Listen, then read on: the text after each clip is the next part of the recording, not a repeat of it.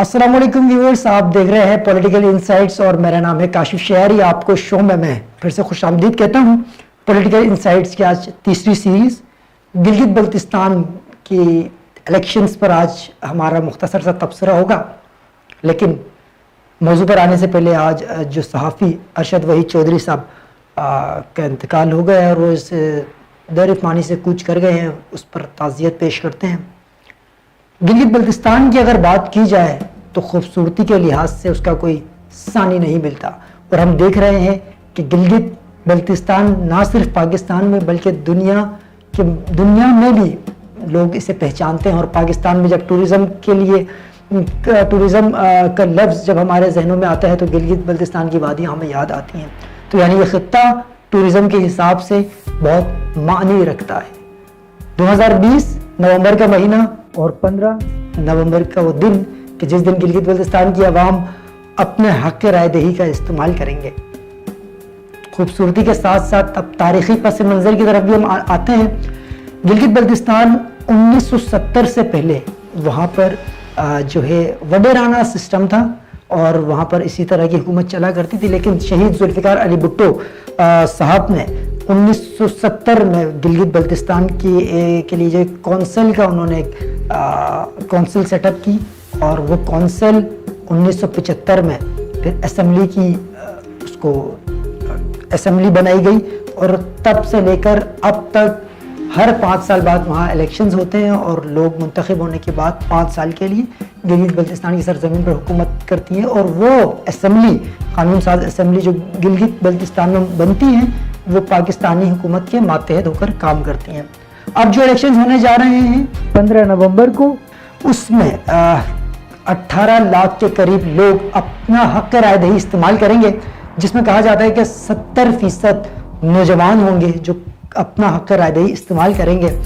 ये 18 लाख लोग 7 डिस्ट्रिक्ट में मुश्तमिल हैं, यानी इस गिलगित बल्तिस्तान का सूबा 7 डिस्ट्रिक्ट पर मुश्तमिल है, और ये लोग कल हक़ राय दही इस्तेमाल करेंगे। हम देख रहे हैं कि 24 सीटों पर इलेक्शंस होने जा रहे हैं।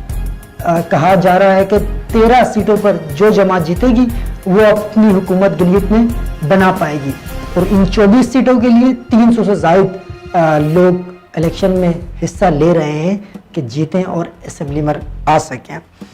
तो पिछली जो टेन्योर हमने देखा उसमें हफीज़ुर रहमान साहब चीफ मिनिस्टर हैं गिलगित बल्तिस्तान के, और अब अगले 5 साल के लिए कौन होगा इसका चुनाव तो 15 नवंबर की ही रात को हमें पता लगेगा जब वोटों की गिनती होगी। काफ़ी गहमा गहमी है। हम देख रहे हैं कि पाकिस्तान की जो नामवर सियासी जमातें हैं, पीपल्स पार्टी, पाकिस्तान मुस्लिम लीग नून और PTI पाकिस्तान तहरीक इंसाफ, इनके रहनुमा गिलगित बल्तिस्तान गए हुए हैं और अपनी कैंपेन्स ज़ोक शौक के साथ चला रहे हैं। और हर जमात की दूसरे जमात पर जो है जिस तरह की वो इल्ज़ामात लगाते हैं, जिस तरह के गुस्से के साथ तकरीर करते हैं, वो इस वक्त जारी है। कोई भी जमात इस वक्त हमें हल्के में वहाँ दिखाई नहीं देता, सब अपनी पावर वहाँ शो कर रहे हैं।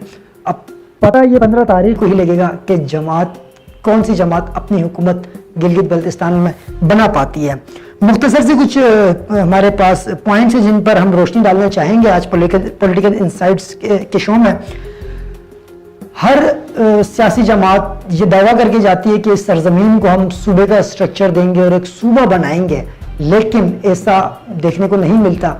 2008 में हमने देखा कि पीपल्स पार्टी ने इसे सूबे का दर्जा देने की बात की। उसके बाद 2015 में हमने देखा कि मुस्लिम लीग ने बात की, लेकिन जिस तरह सूबा होना चाहिए वो इख्तियारात, वो तमाम फैसिलिटीज़ उस सरजमीन को नहीं दी गई।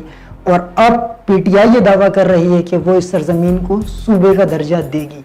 आया सूबा बनेगा या नहीं बनेगा, क्या वजूहात है जो अब तक नहीं बन पाया, ये अब हमें देखने की ज़रूरत है। जो PTI के दावे हैं क्या ये सच साबित होंगे या नहीं, ये हमें देखने होंगे। एक केस जो इस वक्त जो बहुत हाईलाइटेड है, और मेरे ख्याल से जो जमात उस केस को सपोर्ट करेगी शायद, या उस केस को लेकर चलेगी, तो वही जमात मेरे ख्याल से गिलगित बल्तिस्तान में इलेक्शन जीत सकती है। वो है बाबा जान का केस। बाबा जान गिलगित की वो शख्सियत है जिन्हें हम अगर सोशल एक्टिविस्ट कहें तो गलत ना होगा कि वो वहाँ के लोगों के राइट्स के लिए उन्होंने आवाज़ उठाई, اور آج شاید یہی وجہ تھی کہ وہ آج سلاخوں کے پیچھے ہیں اور وہاں کے لوگ موومنٹ چلائے ہوئے ہیں ان کی رہائی کے لیے. تو اگر حمزہ ڈسٹرکٹ سے جو الیکشنز میں منتخب ہوئے ہیں وہ میرے خیال سے اسی وقت جیت پائیں گے کہ جب وہ بابا جانی کی حمایت میں بات کریں یا بابا جانی کے لوگ ان کو سپورٹ کریں, تبھی وہ وہاں سے الیکشنز جیت سکتے ہیں. باقی مقامی مطالبات کچھ یہی ہیں کہ اس سرزمین کو صوبہ بنا دیا جائے, ان کو بھی وہ حقوق دیے جائیں جو دیگر صوبوں کو دیے جاتے ہیں. یہ ان کے مطالبات ہیں جی. اب دیکھتے ہیں کہ یہ سرزمین صوبہ بن پائے گا یا نہیں بن پائے گا, یہ تو پھر الیکشنز کے بعد ہی ہمیں پتہ لگے گا. جماعتیں ساری پاور میں ہیں, سب ایک سے بڑھ کر ایک جلسے کر رہے ہیں, پاور شو ہو رہا ہے. مریم نواز صاحبہ تھی, بلاول بھٹو صاحب, عمران خان صاحب خود گئے یہاں سے, لیکن اب وہ واپس آ چکے اور ان کی جماعت کے دیگر رہنما جا کر وہاں کیمپینز کر رہے ہیں. ہر کسی کا یہ سوچ ہے کہ ہم اس بار یہاں حکومت بنا پائیں گے. ان سیاسی جماعتوں کے ساتھ ساتھ ہمیں آزاد امیدواروں کو بھی نہیں بھولنا چاہیے کہ آزاد امیدوار جو کھڑے ہوئے ہیں ان کی بھی ایک پاور ہے. وہ بھی اس خواہش میں ہے کہ الیکشنز جیتیں گے اور حکومت وہی بنا پائے گا جو جن کے پاس 13 سیٹیں ہوں گی. اگر P T I, Noon League یا پیپلز پارٹی 8-7 سیٹیں خود بھی جیت جاتے ہیں اور کچھ آزاد امیدواروں کو بھی اپنے ساتھ شامل کر لیتے ہیں تو اس طرح حکومت بنانے میں انہیں آسانی رہے گی.